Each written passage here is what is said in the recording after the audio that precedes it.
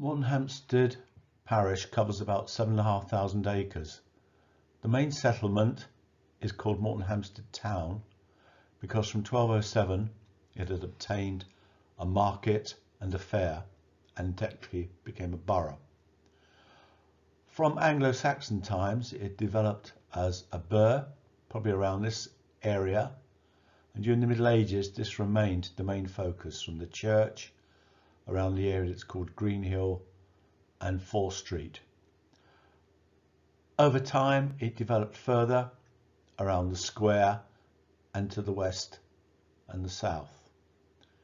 In 1860 much of the area around the church remained the same, Fore Street, and this street was originally known as Crediton Road, later Lime Street. That had not really developed very far beyond the fulling mill down by the Ray Valley. Ford Street had developed to the west into what was the old Ford estate, but by 1860 it still only reached as far as Forder House and Pitt House. Court Street, or the road to Plymouth as it was often known across the moor, had developed westward, but only as far as the present convalescent home, and there are immediately, as you can see, fields here even before the courthouse that was the western extremity. Pound Street, that led down to where the animals were kept in the pound and then taken to the market, that had only developed as far as the school, the boys' school there. And Cross Street had only spread as far as the almshouses. The main development which was to come was along this road, originally called the Newton Bushel Road, but it only reached this far originally, and then significant developments came in this area, as we'll see. During the period from 1840 to 1910, Moreton's population fell from about 2,200 down to about 1,500. Yet paradoxically, the physical area of the town actually increased during this period. On the eastern side, it still only reached as far as the almshouses. The developments along Exeter Road were to come after the war. But on the Lime Street area, the old Crediton Road, there was a significant social housing development that we'll talk about in a minute. And along Ford Street, as we can see, the major development was that Moreton acquired its own hospital, and then further development up at what's called Chagford Cross. Court Street remained largely the same without any extensions, and the same with Pound Street. The significant development came along what became known as Station Road, because the railways actually reached as far as Moretonhampstead in 1866. Until the 19th century, it's scarcely been possible to reach Moretonhampstead by wheeled transport. Pack ponies and sledges and on foot were the main means. During the early 19th century, the turnpike road system that made people pay for the roads so that they could be in better repair came to Moreton. Here's the toll house that was on the road from Newton Abbot, and there were others at Bughead and Folly Gate.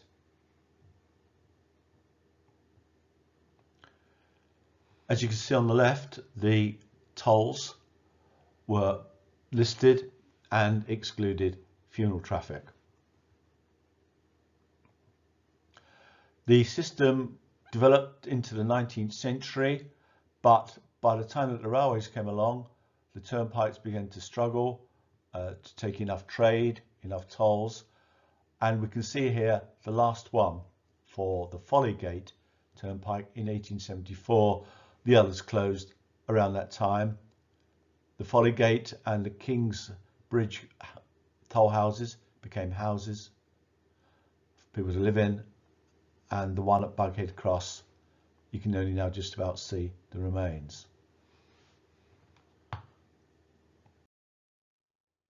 The railways reached Moretonhampstead in 1866, coming 12 miles up the Ray Valley from Newton Abbot. This is quite a rare photo of one of the two bridges just outside Moreton. They were taken down after the railway closed in the early 1960s, and they've recently been replaced by more modern ones as the rail line has become a trail for walking, cycling and riding. This is an early photo of Moreton Station. There are only a couple of buildings here then. The terminus where the single line train came in, and the engine shed that's still there today. It's a listed building and is used for servicing the lorries by the company that operates on the station. Otherwise there wasn't very much. There were allotments here. The trains on this line were only about 7 a day, and the employees often prided themselves on the gardens and allotments that they grew in between the trains. On this side of Moreton there wasn't much development until the 1950s, until Bowring Mead was put in here, and then later Bowring Park. But as soon as the station was built, the Earls of Devon, the Courtenays, the Lords of the Manor, saw an opportunity here, and they developed this land for what became known as Courtenay Villas, 4 houses filled with professional people who could commute from the station to nearby large towns.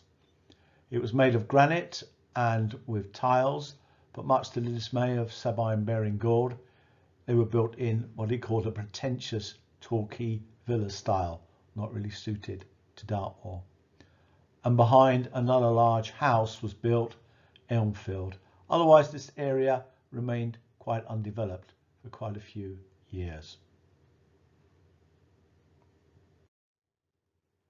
The line was intended originally to reach Chagford, another 4 or 5 miles away, but the ground proved too difficult and expensive. So instead, a coach horse service was provided between the two that originally was pulled by horses, and subsequently a steam bus was provided to link the two. Further along Station Road towards Moreton, a congregational church was opened in the 1860s. Moreton had quite a history of nonconformity. In the 1851 religious services, half the parish said that they attended nonconformist churches. There were already a Baptist church, a Methodist church, a Unitarian church and an independent chapel, but now was added to this a congregational chapel provided by the wills of Pepperden, who brought in a Cornish architect, Sylvanus Travail, to make it. Moreton had acquired a market way back in 1207. By this time it was taking place on Station Road on a monthly basis. As you can see, it was quite a major day. People turned out in their best clothing and the children were given the day off school. In the background we can see here another recent development. Cottages built in honour of Queen Victoria's Jubilee in 1897 by the new Lord of the Manor, Lord Hambledon, in his distinctive style, using granite with red brick facing.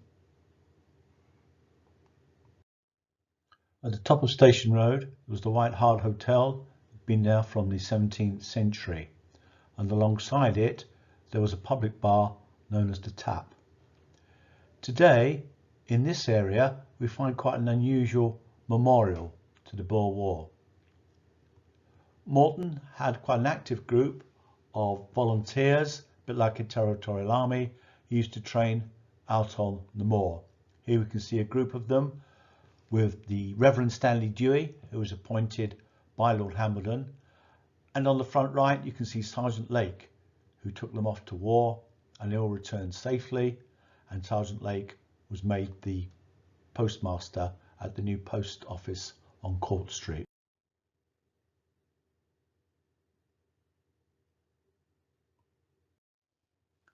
With Moreton's market and the railways to transport animals, driving animals through the streets of Moreton would have been quite a common sight at that time. In this postcard we can also see a number of other things. Here we have Frank Parker, who was one of the men who went off to the Boer War, a shoeing smith for horses right in the middle of Moreton. Here we can see the rather dusty, dirty roads that there would have been before tarmac came along. And here we see that Moreton has acquired some gas lighting as well. This is one from later on, but it's one of my favourites in Court Street. Again, driving animals along on horseback was quite a familiar sight in Moreton down to the 1960s and even 1970s.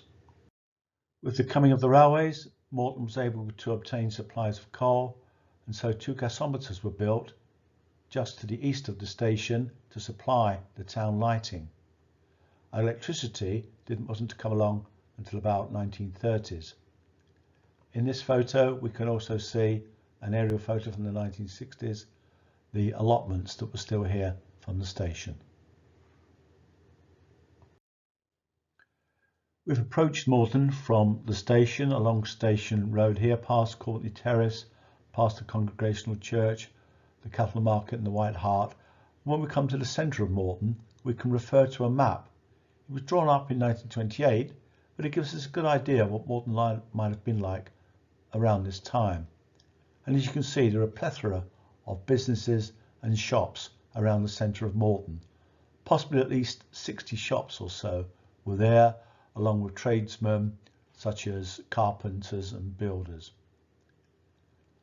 Most things that you could afford to buy at this time, you could buy in Moreton.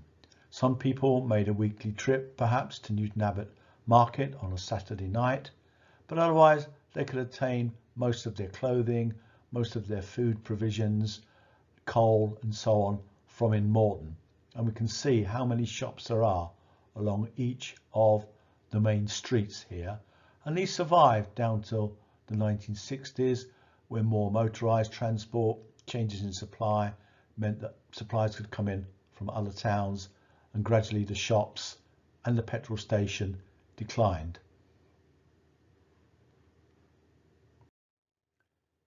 Here's one shop, Jack Dommett's Butchers, on the corner of Court Street and Pound Street. This is taken from a town guide just before the First World War.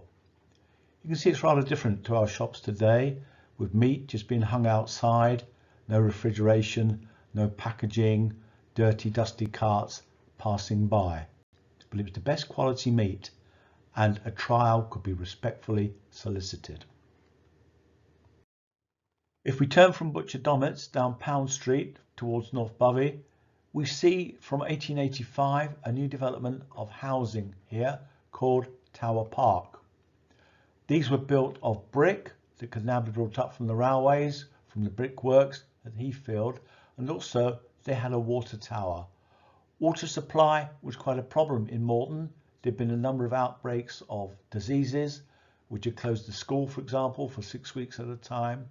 And the report found that Moreton had a very unhealthy water supply system, relying on local streams, springs and wells that were often close to the sanitation system and often close to where animals, including ponies, were living and eating. So Moreton had to come up with a new supply, and here we are. In 1893 it acquired a water tank system up beyond now what is Queen's Road up towards Hill Farm in order to supply the town with clean water. This is a photo of Tower Park taken around 1907. We can see here in the background the use of the bricks, the light candy bricks from Bovey Tracy. In the foreground is one of the first vehicles in Moreton, one of the first motorised vehicles that belonged to the Saunders, who were the vets at this time. Not properly qualified, more horse doctors. But cars would have been still quite rare in Moreton before the First World War. This is a classic Edwardian view of Court Street. On the right you can see a line of houses, most of them 2 up, 2 down, still thatched, and these are almost certainly 16th century timber frame buildings. In fact, some current work that's going on a building here is revealing quite a lot of evidence of their age of timber framing and black smoke timbers in the roofs, suggesting their age. In the foreground here we can see what was the butter market, and it went straight through to what is now Back Lane. Here's the square, and as we can see, not much traffic, with the children able to play quite happily on what would now be quite a busy road. Further along Court Street, we can see where the new post office was put in and the YWCA, now the community club. But further along here, we can see the Lucy Wills nurses home. Lucy Wills lived at Pepperden, and she heard that a woman had died during childbirth because there was no nurse to attend her. So in her will, she left for Sir Ernest Travail, who had built the Congregational Church for her husband, to build this rather fine nurses home. Here she is. On the right, we can see Borough Hayes. This was a fine house lived in by the Bowring family that we'll hear about later on. But in the 1880s, the Mrs. Phillips, whose father was a doctor in Torquay and had left them rather large endowment, decided to turn it into a convalescent home. Their father had regularly sent patients out to the moorland towns to breathe in the fresh air, and it remained as a convalescent home down to the 1950s and 60s. Today, it is a private residential home. Further along Court Street, on the road out across the moor towards Plymouth, in the early 1900s, a rather large new building appeared. It was to be the manor house. Moreton had never had a manor house. The Courtneys had always lived elsewhere, at Powderham and so on. But in 1890, the estate was acquired by members of the W.H. Smith family, now called Lord Hambledon, for their local manor house. They wanted to bring weekend parties here, and in the summer for the hunting and fishing and shooting by the moorland. Lord Hambledon, on the left, was the colonel of the Devon Yeomanry and led them into action at Gallipoli. On the right, Lady Esther, who was keen on philanthropic work, and no doubt encouraged them to set up the hospital and renovate the houses. They did a lot for Moreton during their time, and Lady Esther encouraged the children at the school on the relief of Ladysmith in the Boer War. She invited them up to her house and gave them a tea and a set of drums and fifes.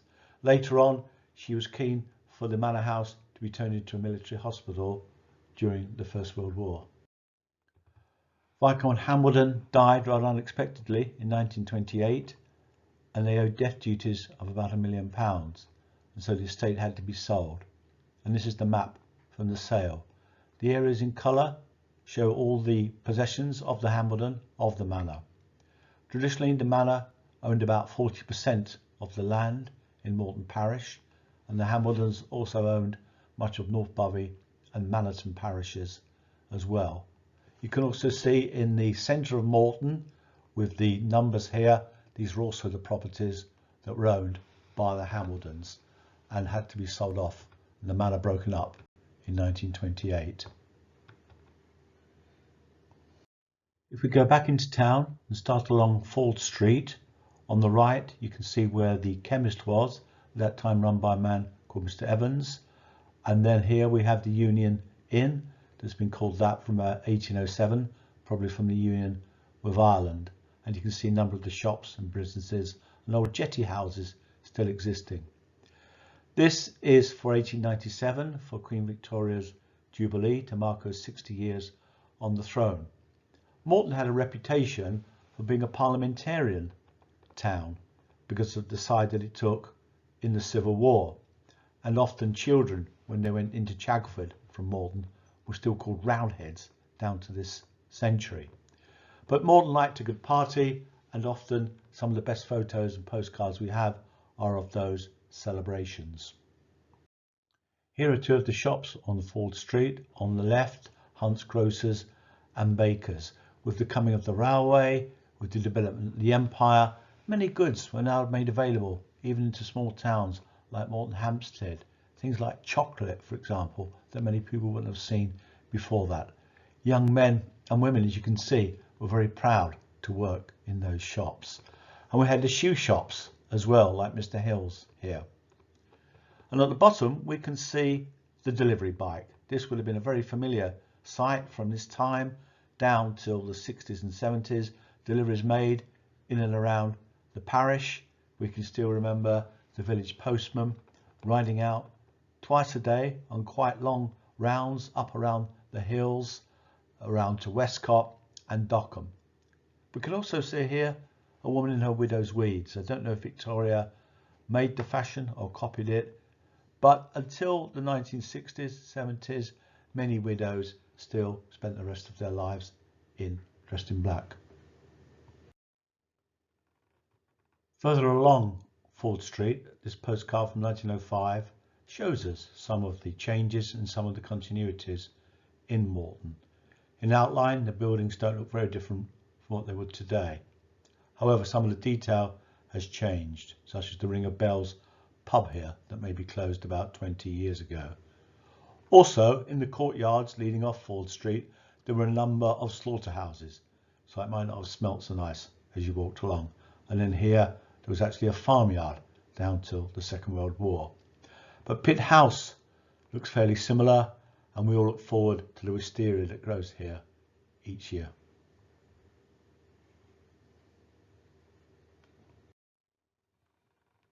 On Ford Street lived Samuel Heel. The population of Moreton declined in this period as the woolen industry declined and the small farms failed to compete with those elsewhere in the country and abroad. Many agricultural labourers actually lived in Moreton because the farms were too small to provide them with housing, and they would walk out to work each day. Samuel and his brother decided to emigrate to Australia. They went to Wagga Wagga in New South Wales, where they had to work very hard to pay for their passage as indentured labour, but eventually success came along, and we can see here Samuel looking quite prosperous with his family. Lord Hambledon provided us with a hospital in 1904 that only closed a few years ago, made of the traditional granite style. We can also see here the road that looks rather narrow and not of a very good surface. Further along Ford Street at Chagford Cross, there was a new development around 1910. We can see here the houses that look rather suburban style, probably a mixture of granite and brick for professional peoples. And finally, at this end of town, we have Sutton Hill. This is a view by Besley, who dates from about the 1860s. You can see the rather dramatic moorland surrounding Moreton. The church here is not really realistic because in fact there's a tower here, round tower with a staircase. But we can see just the spread of the town up here at the top of Lime Street and still covering a very compact area at this time.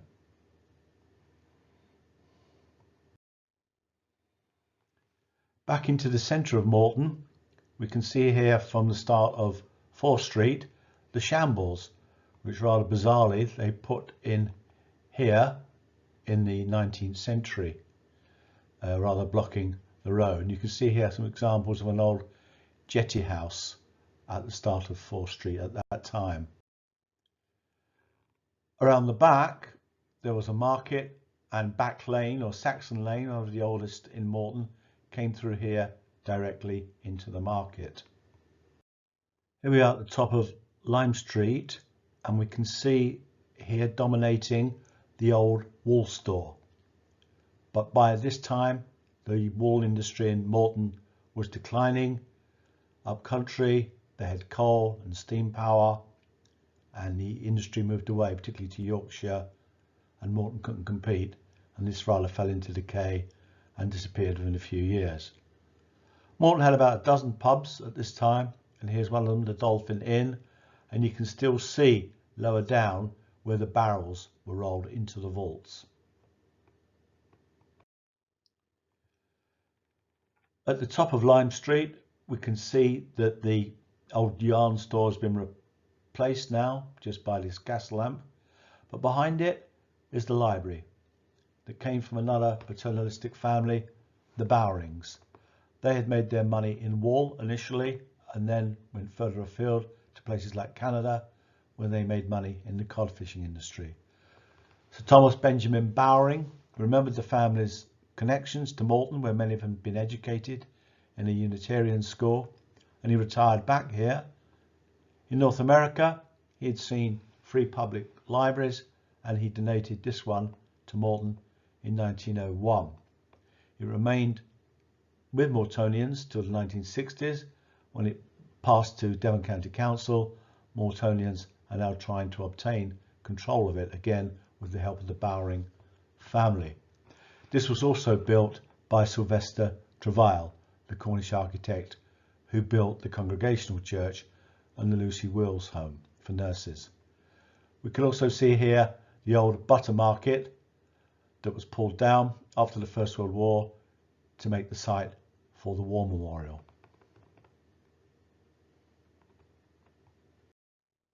And here is Thomas Benjamin Bowring. His portrait is actually in the library which he donated.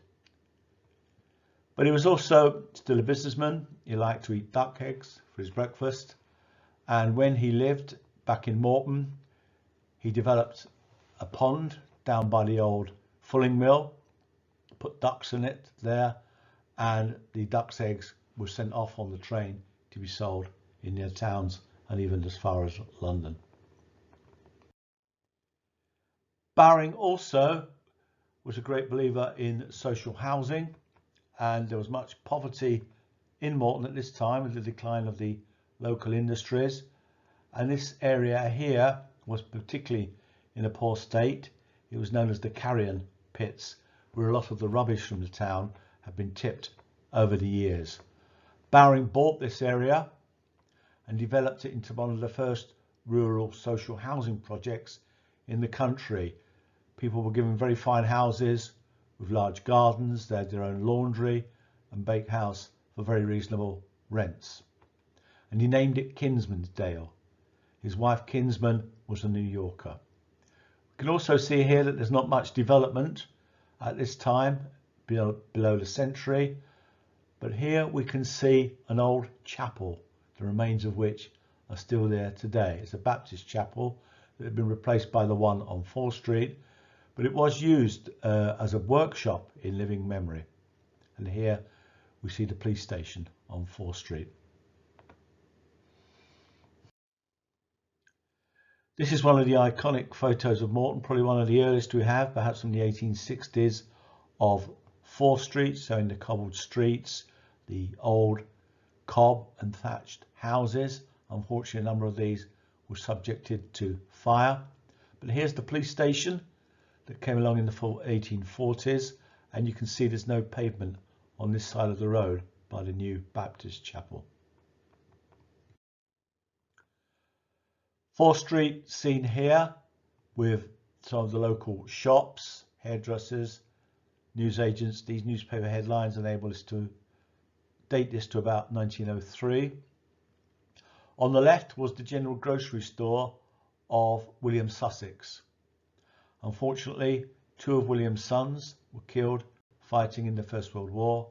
One of them won the MC, and there's a magnificent plaque to them in the parish church.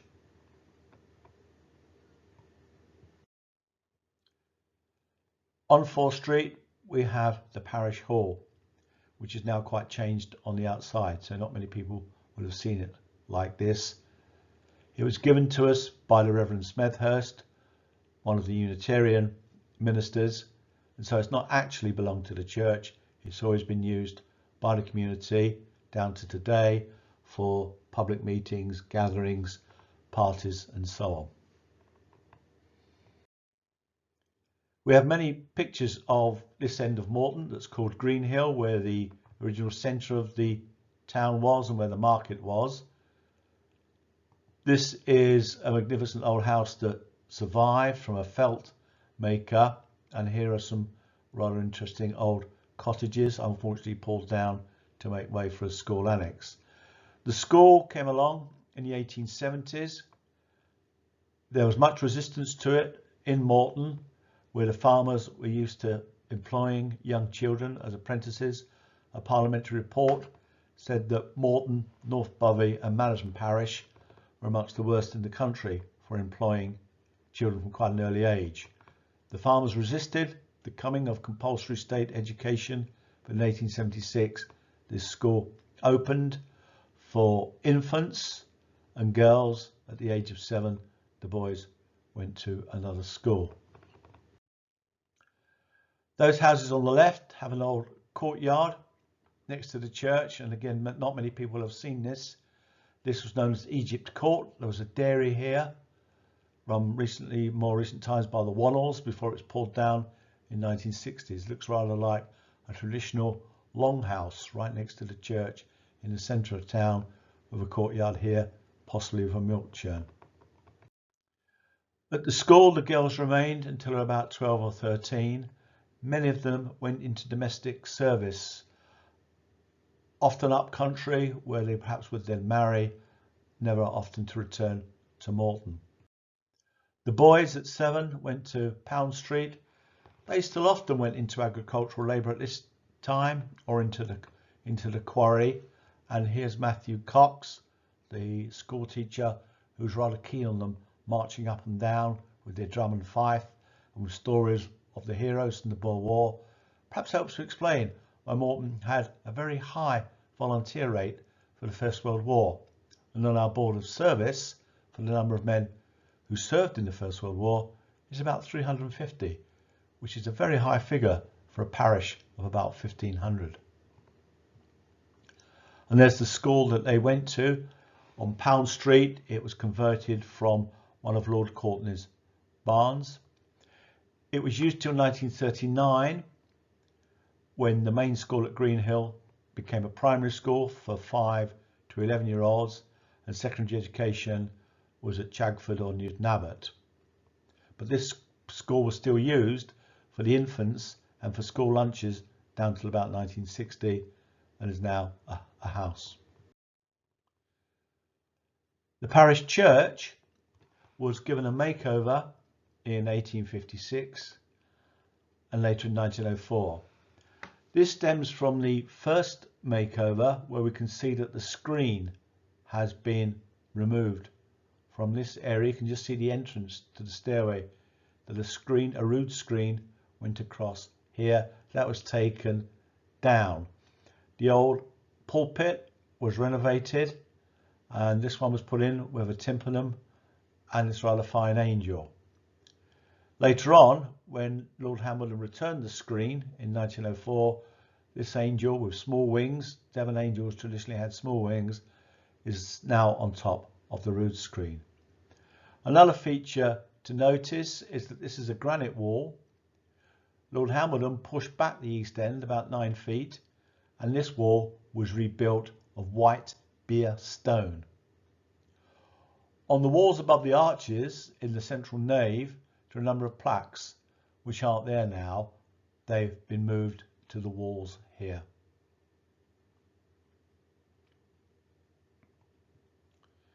A number of years ago, I came across this photo from the Victoria and Albert Museum. It's of the old wooden pedestal for the old pulpit, but when I inquired of the Victoria and Albert Museum, they didn't seem to know where it was. None of Moreton's rectors, as far as we know, lived in Moreton until Francis Whiddon in the 17th century. That may explain some of the strength of nonconformity in the area. When they did reside here, a fine rectory was built that we can see here down below the sentry. It's rather forward from the existing one, in line with the rocks. When Sir Stanley Dewey came here on appointment from the Hambledons, he found it a rather decaying, draughty place, and so it was pulled down, and the new rectory, now known as Marden House, was built here. This is a view of Cross Street, where again we see some continuity and some change. The bell in here on the left hasn't yet had its Tudor frame makeover, and we can see here the Golden Lion pub. But the other houses on the right, Ponsford House, for example, very similar to today. And here, where we've had the bank and now the dentist, there was a general store called Boundy and Hannaford, where you could buy most things. The Hannafords had a son called William, who unfortunately was killed in the Middle East in the First World War, but some of them still live in Exeter, and they gave me a lot of help when I was researching him a few years ago. Further along into Cross Street, many of you who know it will again see similarities and a few changes. On the left here, there was a post office at this time. There's the Golden Lion pub, the ubiquitous gas lamps, Ponsford House, not so different apart from the colour of the columns here, Gilby's wine and spirits shop. In the far distance, this was where the old fire engine was kept, the horse and coach one, until it moved to Pound Street and then Station Road. We can date this photo to be after about 1903 because there was the tree here, rather magnificent dancing tree that we'll see in a minute, that was blown down in a storm, and they're just trying to grow a new one here, not too successfully. They've had to try 3 or 4 times since 1903 to grow another magnificent tree here. Another feature to note in the background, Hinxton Hill here, is the relative absence of trees. We notice at this time that a lot of the hillsides have been denuded of their timber. And from the post, we can see here an example of an early penny post for Moreton. Fires have been a great feature of Moreton, unfortunately, over the years. This was one in 1864 at the far end of Cross Street. Here's the tree, the magnificent dancing tree. We're told by those who were French prisoners here that in Napoleonic times that this was a pub called the New London Inn, and there was a plankway into the tree where there was a platform that a band would play in, and they would be dancing around the tree just as around the Liberty trees in France from the time of the French Revolution. It's mentioned in a book called Christowell by R.D. Blackmore. Unfortunately, it blew down in a storm in 1903. Here we see one of the iconic and Grade 1 listed buildings in Moreton, the old almshouses that date from the 15th century originally, and then were given a makeover in the 17th century. This is from about the 1890s, when they were lime washed in order to try and cut down the amount of disease that we mentioned earlier. Probably 4 families lived here, one here, and there's a side staircase with 2 more families living upstairs. These survived down to 1939 when they were falling down, but local benefactors stepped in to help support and repair them, and they were taken over by the National Trust in 1951. We can still see along Exeter Road here down to Hinxton, down the lack of trees. Back into the centre of Moreton, the Butter Market that survived down to the First World War before the First World War Memorial was put here. There's Boundy and Hannaford, the general stores that we mentioned earlier. Around the main square of the town, we might almost call this Real Square. The Reals were a family that came to Moreton as Napoleonic prisoners, probably from Sweden, originally with 1 L in their name, but one of the family became a watchmaker and needed another L to space the name on his watches. This was the butcher's store, a butcher store until quite recently still. You can still see some of the hooks in that shop.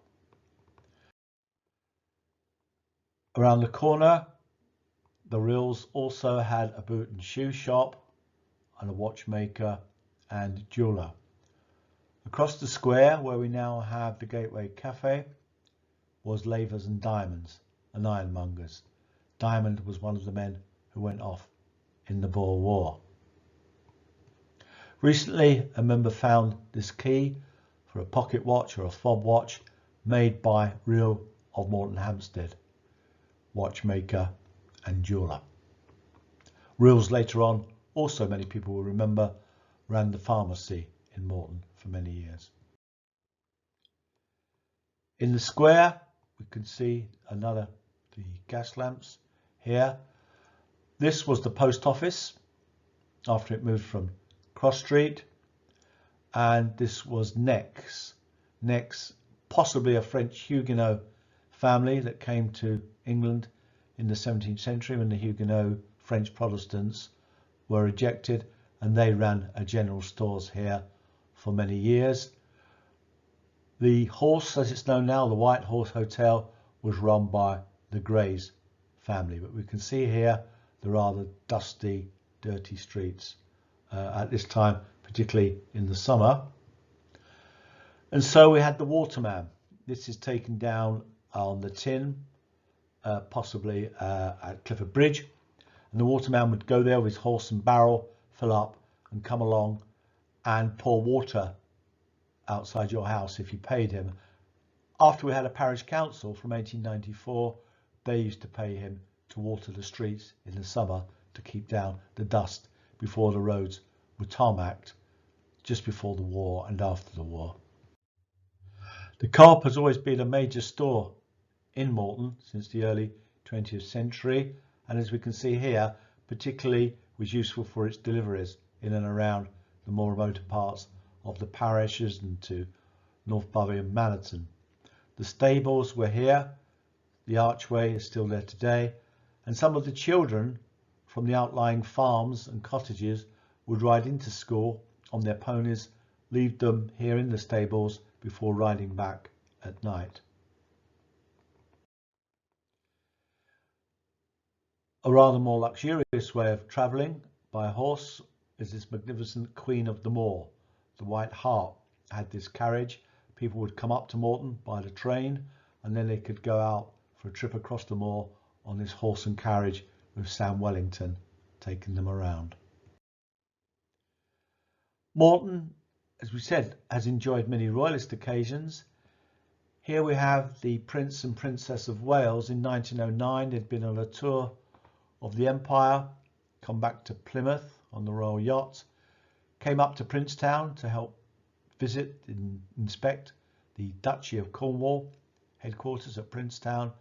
Then they came across the moor to Exeter, passing through Moreton to much great excitement, as we can see, and apparently they are in one of these vehicles. We can see the White Horse, and we can see the great house next to it still there today. Moreton liked its royal occasions, as we said, when George V had his coronation in 1911, June 1911.